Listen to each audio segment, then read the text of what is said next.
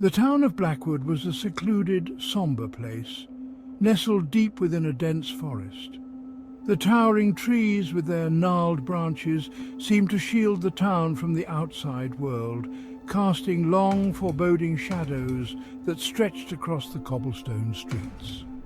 The townsfolk were accustomed to the eerie ambience, but a sense of unease had recently taken hold, spreading like a silent plague. It began with the disappearance of young Lily Harper. One moment she was playing by the old well at the edge of the forest, and the next she was gone. Her mother's frantic screams echoed through the town as search parties scoured the woods, calling her name until their voices were hoarse. Days turned into weeks, and hope faded into a resigned grief. As if in response to their sorrow, the forest seemed to grow darker, more oppressive. Strange noises, low growls, snapping twigs, and an occasional bone-chilling howl began to emanate from the depths of the woods at night. People whispered of an ancient evil, an old legend about a monstrous creature that prowled the forest, preying on those who wandered too close. Tom, the local woodsman, dismissed these stories as mere superstitions. But when his own son, Jake, went missing while gathering firewood, his skepticism turned to fear. Driven by desperation, Tom armed himself with his axe and ventured into the heart of the forest, determined to find his boy and put an end to whatever terror lurked there.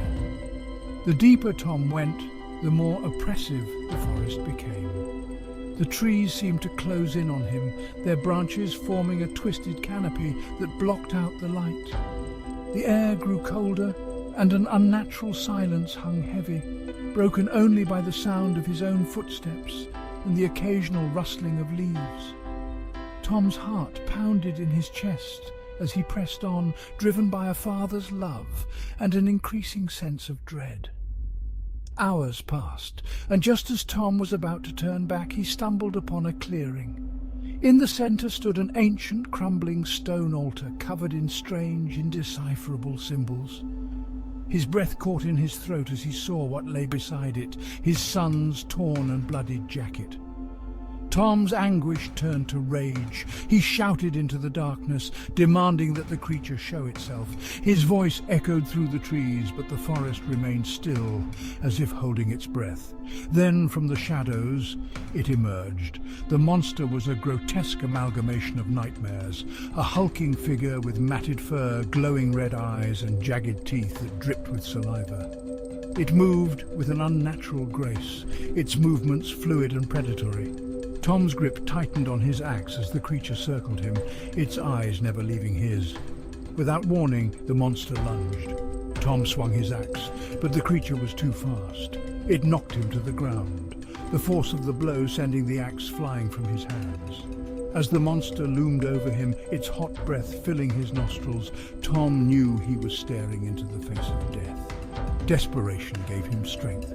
He reached for his hunting knife buried in his boot and plunged it into the creature's side. The monster roared in pain and fury, but it only seemed to enrage it further. With a swift, powerful swipe, it sent Tom sprawling, his knife slipping from his grasp. Bleeding and broken, Tom tried to crawl away, but the monster was upon him in an instant. It sank its teeth into his shoulder, and Tom's scream echoed through the forest.